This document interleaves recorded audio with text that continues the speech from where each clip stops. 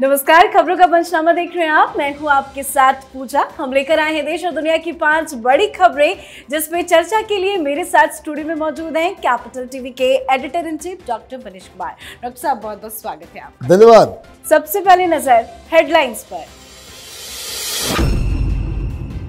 2024 का run NDA को मोदी मंत्र। 10 दिनों में एनडीए के 430 सांसदों से 1-to-1 मुलाकात करेंगे पीएम मोदी, देंगे जीत का फॉर्मूला। आज से हुई बैठक की शुरुआत। ज्ञानवापी पर सीएम योगी की मुहर, विपक्ष में खलबली। ज्ञानवापी को मस्जिद मानने से सीएम योगी का साफ इनकार, साथ ही दागे कई सवाल। पूछा, मस्जिद में त्रिशूल का क्या काम। संसद के दोनों सदनों में बवाल जारी। राज्यसभा में मणिपुर पर अल्प चर्चा की मिली मंजूरी, तो विपक्ष ने काटा हंगामा। छोटी चर्चा पर विपक्ष ने जताई आपत्ति, आज भी नहीं हो सका कोई काम। मणिपुर वायरल वीडियो मामले में सुप्रीम कोर्ट में हुई सुनवाई। महिलाओं की तरफ से पेश हुए कपिल सिब्बल ने सीबीआई जांच का किया विरोध, तो वहीं सुप्रीम कोर्ट की निगरानी में जांच को तैयार मोदी सरकार। दिल्ली अध्यादेश बिल से बौखलाए केजरीवाल। आम आदमी पार्टी ने राज्यसभा सांसदों को व्हिप किया जारी। 4 अगस्त तक सदन में मौजूद रहने का दिया आदेश।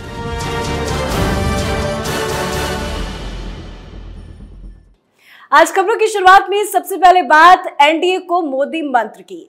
2024 लोकसभा चुनाव को देखते हुए मोदी सरकार एक्शन मोड में है। पीएम मोदी लगातार चुनावी दौरे के साथ साथ बैठकें भी कर रहे हैं और एनडीए को मजबूत भी किया जा रहा है। इसी कड़ी में पीएम मोदी ने आज से एनडीए के सांसदों से मिलने की शुरुआत भी कर दी है। अगले 10 दिनों में पीएम मोदी का एनडीए के 430 से ज्यादा सांसदों से मुलाकात का प्लान है। ये मुलाकात आज से शुरू होकर 10 अगस्त तक चलेगा। आज उत्तर प्रदेश के पश्चिमी हिस्से कानपुर ब्रिज, बुंदेलखंड, पश्चिम बंगाल, झारखंड और उड़ीसा के 83 सांसदों से मिलने का प्लान था, तो वहीं एक-एक सांसदों से मुलाकात कर पीएम मोदी 1-to-1 सांसदों को जीत का मंत्र भी देंगे। ये मुलाकात का क्या फायदा होगा 2024 के चुनाव में? देखिए, ये प्रधानमंत्री मोदी की क्लास है। आपने क्या किया, क्या नहीं किया, पूरा रिपोर्ट कार्ड एमपी से मांगा जा रहा है। साथ ही साथ ये भी देखा जा रहा है कि भाई कितने एक्टिव आप रहे सोशल मीडिया के ऊपर, कितना आपका इंटरेक्शन रहा, कितना आपने ट्वीट किया। सारी चीज़ें, काम काज से लेकर आपने काम काज का प्रचार किस तरीके से किया, और ख़ास करके अपने अपने कंस्टिट्यूंसी के अंदर जो तमाम योजनाएं जो केंद्र से लगाई गई, जैसे उज्ज्वला, जैसे टॉयलेट बनाने का काम, जैसे घर बनाने का काम, ये तमाम चीज़ों का हर एमपी के कामकाज का एक एनालिसिस, और ये भी कि क्या दिक्कतें आ रही हैं। ऐसा नहीं कि वन वे ट्रैफिक है, कि हर एमपी को क्या उसकी जगह पे क्या दिक्कतें आ रही है और आगे 3-4 महीनों में क्या किया जा सकता है, इस पे चर्चा प्रधानमंत्री मोदी कर रहे हैं।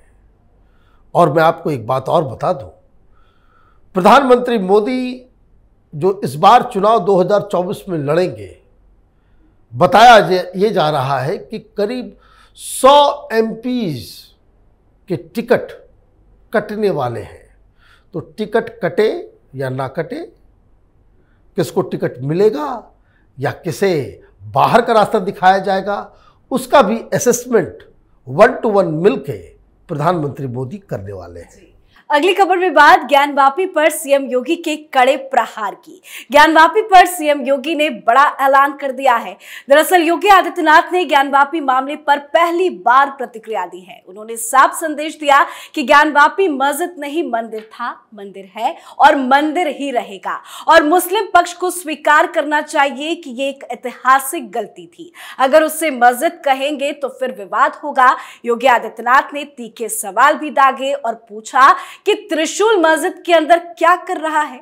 हमने तो नहीं रखे हैं। परिसर के अंदर ज्योतिर्लिंग है, देव प्रतिमाएं हैं, पूरी दीवारें चिल्ला चिल्ला के कह रही है ज्ञानवापी का सच अब नहीं छिपेगा।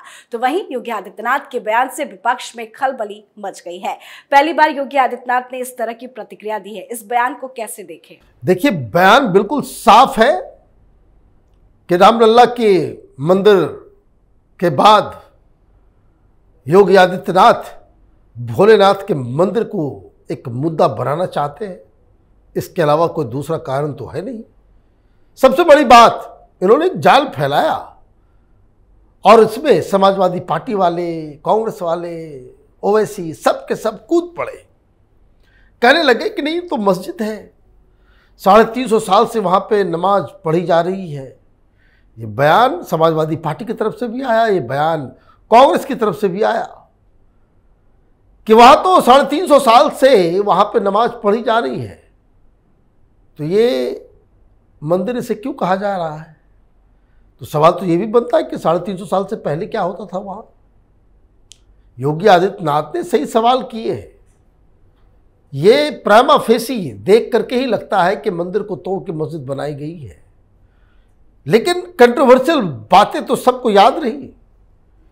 एक मूल बात जो योगी आदित्यनाथ ने अपने इस इंटरव्यू में जो कहा वो ये कि गंगा जमुनी तहजीब का ठेका सिर्फ हिंदुओं ने तो नहीं ले रखा है। सेक्युलरिज्म को बचाने के लिए, भाईचारा को बरकरार रखने के लिए मुस्लिम पक्ष को सामने आना चाहिए और कहना चाहिए कि ऐतिहासिक भूल है, औरंगजेब ने तोड़ा, गलत किया, ये आपकी मंदिर है, आप इसे वापस ले लें। तब तो देश में सेक्युलरिज्म, भाईचारा, ये गंगा जमुनी तहजीब है। अब ये भी कहा जा रहा है कि मामला सब जुडिस है। भाई सारे मामले सब जुडिस होते हैं, उसमें क्या प्रधानमंत्री से आप जवाब तलब नहीं करते? योगी आदित्यनाथ से जवाब तलब नहीं करते? करते हैं। तो ये मुझे लग रहा है कि एक ऐसा जाल योगी आदित्यनाथ ने बिछाया जिसमें तमाम विपक्षी पार्टियां फंस गई। जी, अब बात करते हैं अगली खबर की। संसद के मॉनसून सत्र का आज 8वां दिन था, पर आज एक बार फिर से दोनों सदनों में मणिपुर मुद्दे पर हंगामा हुआ। राज्यसभा में सुबह जब मणिपुर का मुद्दा उठा तो सरकार ने कहा कि हम इस पर आज ही चर्चा के लिए तैयार हैं, पर विपक्षी सांसदों ने प्रधानमंत्री नरेंद्र मोदी के बयान की मांग की। भारी हंगामे के बाद राज्यसभा में सभापति जगदीप धनखड़ ने मणिपुर मुद्दे पर अल्प चर्चा की मंजूरी भी दे दी, लेकिन सदन में हंगामा जारी रहा। जगदीप धनखड़ ने अपने ऑफिस में कांग्रेस अध्यक्ष मल्लिकार्जुन खड़गे और कुछ मंत्रियों से बात तक की ताकि सदन में गतिरोध दूर किया जा सके, पर विपक्ष ने छोटी चर्चा पर आपत्ति जताई। बवाल इतना बढ़ गया कि फिर से आज दोनों सदनों की कार्यवाही को स्थगित करना पड़ा। क्यों विपक्ष अल्प चर्चा के लिए मंजूर नहीं हो पा रहा है? देखिए, ये चाहते नहीं कि पार्लियामेंट काम करे। आज देखिए कि किस तरीके से आज घोषणा हो गई थी कि दिल्ली में जो अध्यादेश जो है उसको बिल में तब्दील करके पेश किया जाना था। ये हंगामे बदला, सब कुछ खत्म हो गया। अब कल उसको देखा जाएगा। इसी तरीके से 31 बिल्स पड़े हुए हैं। सरकार को ये लोग काम करने देना नहीं चाहते, तो मणिपुर का इन लोगों ने मुद्दा उठा लिया। अरे भाई, कहाँ गए वो लोग 21, वो गैंग जो वहाँ गया था? अभी तक इन लोगों का कोई देश के लिए कोई जिम्मेदारी नहीं है। आप घूम घाम के आ गए, राजनीति इतना कर लिया आपने, जरा ज्ञानवर्धन कराइए कि क्या देखा आपने, या फिर गए वहाँ पे खा पी के वापस आ गए, क्या देखा, क्या सलूशन लेकर के आए, आपके आने के बाद क्या शांति हो गई, आपने क्या बाकी तमाम लोगों को सामने में बुला के बिठा करके आपने बातचीत की, जो मेती परिवार जिसके ऊपर अत्याचार हुए, क्या उस पर आपने मरहम लगाया, क्या किया? और सबसे बड़ी बात, अभी तक विपक्ष बता नहीं पा रहा है कि यह बवाल मचा मणिपुर में तो आखिर क्यों मचा, कौन लोग हैं इसके पीछे। तो ये चर्चा नहीं चाहते, ये हंगामा करना चाहते हैं, जैसे पेगासस में किया, जैसे बीबीसी पे किया, जैसे राफाल पे किया। ये अफवाह उड़ा करके पार्लियामेंट को बाकायदा स्थिर कर देना चाहते हैं कि ताकि वहाँ कोई काम ना हो सके। और इसीलिए वाइस प्रेसिडेंट हो, स्पीकर साहब हो, मोदी हो, राष्ट्रपति हो, आप कितना भी नाक रगड़ के रह जाइए कि भाई चर्चा के लिए हम तैयार हैं। इनको चर्चा करना नहीं है, इनको हंगामा करना है, इसलिए यह हंगामा हो रहा है। तो मणिपुर मामले में सदन से लेकर सड़क तक हंगामा जारी है, तो वही मामला सुप्रीम कोर्ट में भी है। आज मणिपुर वायरल वीडियो मामले में सुप्रीम कोर्ट में सुनवाई हुई। पीड़ित दोनों महिलाएं सुप्रीम कोर्ट तक पहुंच चुकी हैं। आज पीड़ित महिलाओं की तरफ से कपिल सिब्बल पेश हुए, पर इसी बीच कपिल सिब्बल ने बड़ा बयान जारी किया और कहा कि हम मणिपुर पुलिस की जांच नहीं चाहते, ना ही सीबीआई जांच चाहते हैं। तो वहीं सरकार की तरफ से पेश हुए तुषार मेहता ने कहा कि सुप्रीम कोर्ट की निगरानी में जांच पर केंद्र सरकार को कोई आपत्ति नहीं होगी। क्यों कपिल सिब्बल सीबीआई जांच का विरोध कर रहे हैं? देखिए, मुझे तो लग रहा है कि ये सुप्रीम कोर्ट ना हुआ कि ये सारी चीजों को अपने हाथ में लेने का कोई नई रिवायत शुरू हो गई है। प्रधानमंत्री कह रहे हैं कि किसी को छोड़ा नहीं जाएगा, मुख्यमंत्री अपना काम कर रहे हैं, सीबीआई को दे दिया गया है, लोग गिरफ्तार हो रहे हैं और यहां सुप्रीम कोर्ट में सुनवाई चल रही है और जज साहब जो है बैठ करके वहां पे ये फैसला सुना रहे हैं कि ये अकेला केस नहीं है, और भी केसेस हैं। सरकार ने कह दिया कि ठीक है भाई, आप सुप्रीम कोर्ट के रिटायर्ड जज या जज सुप्रीम कोर्ट की निगरानी में ही आप जांच करवा लीजिए, छुपाने के लिए कुछ है नहीं है। विपक्ष राजनीति करना चाह रहा है, ये ठीक वैसा ही है भाई। गुजरात में कुछ बवाल मचा, प्रधानमंत्री मोदी ही जिम्मेदार है, मोदी को ही जब तक जेल में नहीं डालोगे तब तक जो है न्याय नहीं हुआ, यही जिद थी ना। अब सुप्रीम कोर्ट ने तो सू मोटो ले लिया मणिपुर के इस केस को। वही दोनों महिलाओं के वकील बनकर के आए कपिल सिब्बल। तो कपिल सिब्बल तो राजनीति ज्यादा करते हैं और न्याय का काम कम करते हैं।